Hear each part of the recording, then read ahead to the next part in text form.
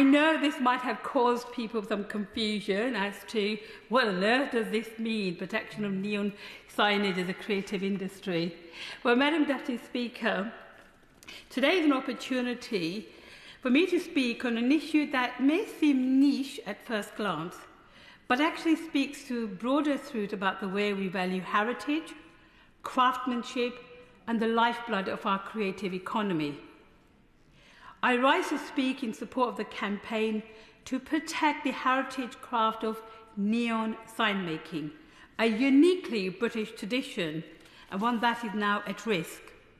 Neon was discovered here in the United Kingdom in 1898, and after its discovery, Sir William Ramsay and Maurice Travers demonstrated that by passing electricity through the gas, you could make it glow, paving the way for the iconic neon signs we have seen the world over, from Piccadilly Circus to Times Square. In my constituents Bolton South and Walkden, we are proud to be home to Neon's creation, a small but a dedicated business led by Catherine and Tony Spink. Since 2005, they have been handcrafting authentic neon signs using techniques that date back over a century. They do not mass produce, they do not cut corners. They are artisans in the truest sense of the word. My honourable friend, give way. I'm happy to give way. I support absolutely everything she's saying. I've actually commissioned a piece of neon artwork from a local artist, Stuart Langley, in Teesside a number of years ago. Would she agree with me that neon is as valid a medium of expression as any other artistic endeavour? Absolutely, and I will come on to talk about the amount of work and experience that you need to be doing this. So I recently visited Tony and Catherine at their studio and was transported to a magical world of amazing colours, seeing the stunning artwork they'd produced and being given demonstration how to bend the glass to create their signs. And actually, I also managed to do it as well. To what did was truly fascinating. But this proud craft is under threat, not because no longer appreciate its beauty, but because it is being quietly and insidiously eroded by misleading marketing and unfair competition from the mass-produced LED imitation products, often incorrectly and deliberately labelled as neon signs.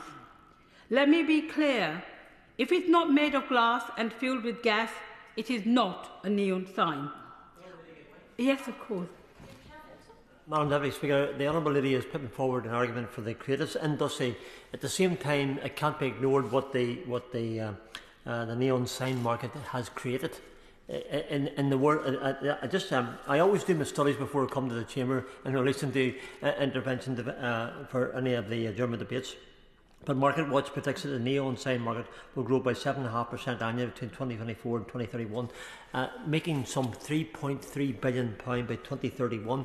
Is there not a way of working with the neon sign market and the creative sector together to the advantage of all? And I'm going to touch on a few more things. The authentic neon signs are handcrafted from glass tubes that are heated, bent and shaped by the hand, then filled with inert gases like neon or argon. This is a meticulous and a time-consuming process requiring years of training, dexterity and experience. There are only 27 full-time neon glass benders left in the United Kingdom, down from hundreds in previous decades. It is a red-listed endangered craft, and without action it will be lost. The problem we face, of course, is not just commercial, it is cultural. It is about the loss of craft that is as British as Harris Tweed or Sheffield cutlery. In fact, like Harris Tweed, we believe that neon signs deserve formal legal protection through a certification mark, a defined British standard, or ideally through the introduction of a Neon Sign Protection Act. This is not an anti-technology argument. LED signage has its place, is cheaper, mass-produced, and useful in many applications. But to allow business to market LED signs as neon is misleading consumers, harming artisans and erasing our heritage. Let me illustrate how this is affecting real businesses. Neon creations have seen a sharp drop in demand because customers are being told by large retailers that 30 LED signs are neon signs. These products may look superficially similar, but they are of entirely different construction, quality and artistry. And when customers receive them, they discover they're not authentic. Then they go back to businesses like Neon Creations, not to buy, but to ask for repairs on something that isn't actually neon. Catherine and Tony have faced online harassment, threats of legal action, and have had their comments blocked on social media for merely correcting the record. This is what comes to when you're telling truth to the power. Let's consider the facts. Neon is safe. Despite common misconception, neon signs are powered by low ampage and do not get dangerously hot. The gases used, neon and argon, are inert and naturally occurring in our atmosphere. Neon is efficient. A typical neon sign for business use costs around 20 pence per day to run, barely more than LED and far less than people assume. It is sustainable because unlike plastic-heavy LED products, neon signs are made of glass and are fully recyclable. And perhaps most importantly, they last much longer. They have a lifespan of at least 10 years, outpacing the LED alternatives. So why are we allowing this confusion to persist?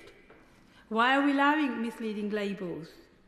The British Sign and Graphics Association, the Heritage Craft Association, the Federation of Small Businesses and the Greater Manchester Chamber of Commerce all support a stronger protection for the neon craftsmanship. This isn't just about one constituency, one business. This is about defending a principle that authenticity matters and that heritage crafts should be recognised, not undermined by the march of mass production. We must also speak to consumer transparency. It should not be acceptable for retailers, large or small, to market product as neon when it contains no glass, no gas and no craftsmanship. Just as we have rightly challenged fake olive oils or falsely labelled meat, we must apply the same standard. Just as Harris Tweed is protected by law to ensure that only fabric hand-woven in the Outer Hebrides can bear that name, we propose a similar model for neon signs. This could take the form of a certification mark that can only be applied to a genuine glass neon product, a formal British standard for neon signs developed with BSI and BSJ input, and maybe a private member's bill or bill, Neon Sign Protection Act, that enshrines legal definition of what the term neon means. These measures would not be burdensome and they would not create a red tape. It would be simply a way of telling the truth in advertising and providing a very important protection for a very small but significant industry. And not let's forget the cultural value of neon. It is a signage, it's an art. It evokes memories of cinemas, diners, music venues and city skylines. It's a symbol of expression and identity. To lose it would be to dim the vibrant glow of Britain's creative past. Neon Creations and others like them are trying to pass on these skills to the next generation, but they can't because there's enough work to justify training new glass benders. As of now, there are no full-time neon trainees in the whole of the United Kingdom. If we do not act, the pipeline will close forever. And that's why I'm here to advocate for this and for small businesses who are refusing to give up on this craft. And I've written to the Secretary of State urging the government to support clear definitions and protections of neon signs. I know that the all-party parliamentary group on craft is supportive of this campaign and is looking into next steps. But more needs to be done. So today I ask, will we stand by and watch the light go out on one of Britain's most unique and visually iconic craft? Or will we act to ensure that when someone buys neon signs in this country, they're buying the real thing? Campaign is not just about glowing tubes of gas, it's about truth, heritage and people behind it. People like Tony and Catherine Spink in Bolton. People whose livelihood depends on our honesty in the market and fairness in our laws. Madam Deputy Speaker, let us give them that protection.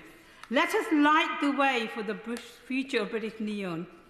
And let us ensure that the word neon once again stands for authenticity, artistry and excellent. Yeah. Absolutely fascinating. I look forward to the response. Minister Chris Bryant. Yeah. I'm sure you look forward to every response from a government minister, Madam Deputy Speaker. And I note that my honourable friend ended with "Let us light the way for the future of British neon." I am grateful to my honourable friend, the member for Bolton South and Walkden, for securing this important debate and Consistent with her approach, I am grateful for her thoughtful and rather illuminating, if you'll forgive the pun, speech. I didn't actually write that. Somebody in my department wrote that, to whom I'm enormously grateful. No, I'm not sacking them. You can't call for civil servants to be sacked from the chair, Madam Deputy Speaker. Otherwise, people will call for you to be sacked. As the Jamaican reggae artists Tenor Saw and Bob Marley have lyricised, life is one big road with lots of signs. This debate has shone a light, not just on neon signage itself, but on the wider question of how we protect, support and promote the often overlooked corners of our creative economy. And let us be absolutely clear, as she said, neon is not simply about advertising, and it's not just a relic of a bygone era. It is artistry. It is craftsmanship. It is a part of our living heritage. It is part of the living texture of our urban and rural landscapes. And I remember for a while there was a neon sign as you entered the Rhondda which used to say, "Two can dine for $1.99. Fine dining." I think it's slightly out of date, that one. From Glasgow to Blackpool, to the corner pub, to the West End Theatre marquee, there is neon. Behind each flicker of neon gas is a maker, a designer, a glass bender, an engineer of light. These are not just tradespeople but creative professionals, sustaining a skill set passed down through generations. And there are many, many artists in the UK and across the world who have taken advantage of this great, as my honourable friend says, great British invention. It was only in about 1912 that it passed through to the United States of America and became part of their advertising hoardings. We think about neon adverts, but as I say, it's an essential art form too. Just think of many of Tracy Emin's great works. Fantastic to Feel Beautiful Again is a beautiful piece of her work. Or, apologies for this, Madam Deputy Speaker, don't get overexcited. Kiss Me, Cover My Body in Love, another of Tracy Emin's great works. The Liverpool artist Sheila Kumari Singh Burman's work often uses neon. I went to an extraordinarily wonderful exhibition at the Imperial War Museum North of hers, which had large amounts, drawing on her family's tradition of running a shop. And she, you may recall a few years ago, she covered Tate Britain during the winter period with lots of different neon signs. And for that matter, you could go online. This is my advertising for the Tate. You can go online and buy one of her tiger or ice cream neon works for £950. For that matter, at Tate, I think it's at Tate Modern, there's Martin Creed's work, Don't Worry. Difficult not to sing Don't Worry, isn't it? But a few years ago at Tate Britain, the Welsh artist Cerith Wyn Evans did an extraordinary piece, which I really remember because it was such a contrast with the galleries in which it was, which was 2 kilometres of neon light. That was back in 2017. The creative industries as a whole, as my honourable friend will know, contribute £124 billion a year to the UK economy. And neon, as a niche but important part of that ecosystem, has a dual role, both in commerce and in our culture. And of course, advertising is one of our key exports in the UK and a very important part of our creative industries as well. Just think of the Piccadilly Circus signs, God's Own Junkyard, or the glow of a fish and chip shop on a rainy Tuesday night. These aren't just signs, they're signifiers of place, of character, of British eccentricity. They're things that imprint themselves in our memory as part of what we think of as our own hometown. I hear the call today made for consumer transparency and greater support. Absolutely well-made point. Whether through planning protections, trademarking or cultural preservation funding. Under existing legislation and guidance, there are provisions in place to protect unique aspects of our historic environment, including street furniture and signage. Indeed, the entrance range of the Walthamstow Stadium, with its fabulous neon sign, is Grade 2 listed. Anyone can recommend a building, a site, a monument, a designated landscape, a battlefield, or indeed a sign for inclusion on the National Heritage List for England, so long as they meet the eligibility requirements, and I would encourage people to do that. Allow me, apologies again for this, to cast a light upon my department's work on living heritage. I encourage neon crafters to make a submission to the inventories of living heritage in the UK when we open the call for submissions later this year following our incorporation of the convention last year. This is a fantastic opportunity for the neon craft community to advocate for their craft, raise awareness and be a part of a wider conversation on living heritage. Let me also address another point that was made by my honourable friend, the point of sustainability. She's quite right that some people have incorrectly expressed concern about energy use in relation to neon, but modern neon is far more efficient than its reputation suggests.